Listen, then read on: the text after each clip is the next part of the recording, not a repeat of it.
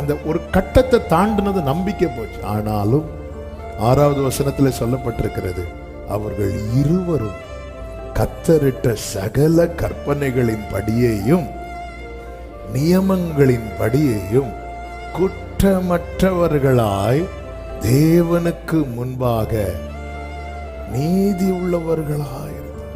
அதன் அர்த்தம் அவர்களுடைய ஸ்பிரிச்சுவல் லைஃப சத்துருவால முடக்க முடியல.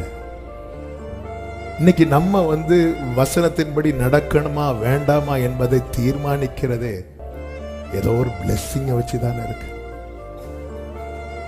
என் நிலைமையில எந்த மாற்றம் இல்லை, அதனால நான் செபக்கிறத விட்டுறேன், பைபிள் படிக்கிற இல்ல. கர்த்தர் அதை பார்க்கிறார், கர்த்தர் அதை பார்க்கிறார்.